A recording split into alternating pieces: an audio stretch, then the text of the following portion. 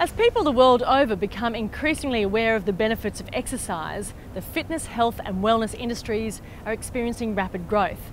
This is very much the case in Asia, where being fit is becoming more fashionable and people are spending more of their incomes on exercise as a result. In Singapore, Australian Lisa Clayton is perfectly positioned to gain from this. As the founder of the outdoor fitness company OzFit, she's now at the helm of a business that's going from strength to strength. Charlotte Glennie reports. At a time when most people are only just arriving at the office, Lisa Clayton's workday is well underway, and her version of the office is pretty alluring. Today, Singapore's exotic botanic gardens are the backdrop to Lisa's blooming business. Days are pretty crazy. Wake up around 5:40 a.m. for a 6:15 a.m. class. Do that, come back, have a quick brekkie, get the kids ready for school, drop them off and make it to a 9 o'clock class. And then typically that class is over at 10ish, so I'm home again to be with this little one while the older two are at school. 4.5 years ago, Lisa founded OzFit. The personal trainer and former events manager had moved to Singapore for her husband's job. She had no business experience, but the keen triathlete and former schoolhouse sports captain was passionate about exercise, and OzFit was born. I was doing personal training here and loved doing that. And a friend of mine here, who was also a personal trainer with me at the same gym, we were just discussing how much we really missed exercising outside. And we started OzFit by getting together a group of friends, taking them through a couple of workouts every week with never any intention at all to turn it into a business. It was purely just an extra hobby to do alongside our personal training. And so we started it, and then organically it's just grown to where it is now. By the start of this year, Lisa had 500 loyal clients, all willing to travel to locations across the city-state so they can sweat it out in hot and humid conditions in the name of getting fit. Most of them are women like her, who've left their home countries for their husbands' jobs. Found OzFit, came along and potentially had 30 new friends. I used to live at Bondi, so exercising for me was always down at the beach or in the park, so the outside element is still here.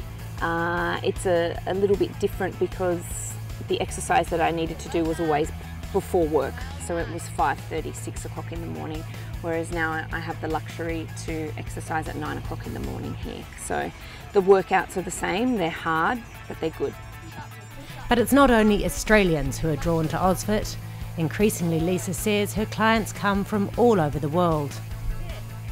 Today in the class there was actually probably a real small percentage of Australians, and we have the Germans, we've got the, ladies from the UK, we've had some of the Americans here, French. It's great that it's just becoming such a multicultural group now. Her company's rapid growth has taken Lisa along a path she never expected to be on, aged just 32. It's been a steep learning curve. Initially, there wasn't many overheads at all. We didn't have to rent any of the or pay any fees to the council here, as you would back in Australia.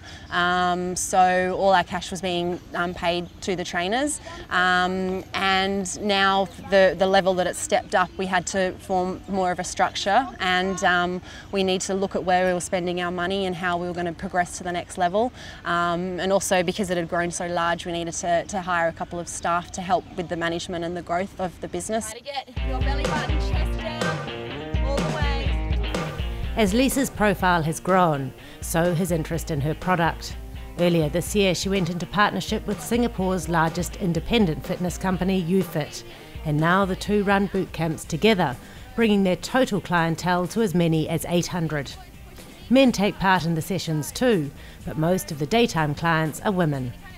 The bottom line to that one is they usually don't have to have jobs. Their husbands or, you know, the wife and the husband's a trailing spouse, if you like, has been offered a pretty good job and they have a pretty good income, and it affords them the luxury of being able to not have to work. So here we are at 10 to 10 a.m. on a Friday morning in Singapore, and you've got 30 ladies who are enjoying a fairly nice lifestyle here in Singapore, but doing some hard yards at the moment in the boot camp.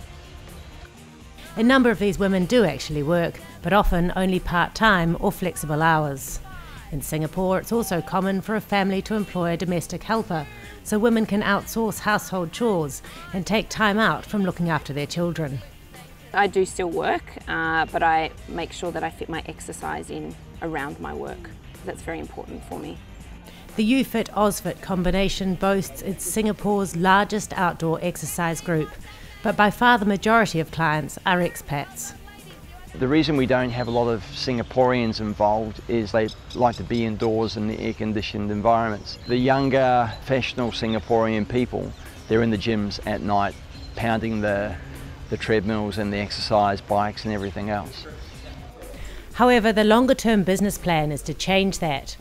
Darren Blakely knows the Southeast Asia market well and says the room for growth is massive, especially in Singapore, where the air is generally clean and there are plenty of green spaces. And you can see today it's a beautiful day and the guys down there are having a great time. It's just nice to be outdoors in such a nice environment, and there are some nations, some countries nearby that you can't do that in for various reasons, but Singapore we can. We have a beautiful environment here. So I think the potential for this kind of exercise is huge. Running her own business has changed Lisa's life dramatically. Life would be busy enough for this mother of 3-year-old twin boys and another who's just turned 1, even without work. Lisa says she's often doing admin late into the night, and the pressures of the job make it impossible to switch off. But the unconventional hours give her the flexibility to be with her family for much of the day. And to be doing what she loves with the rest of it, while at the same time inspiring others to share her passion for a tough workout.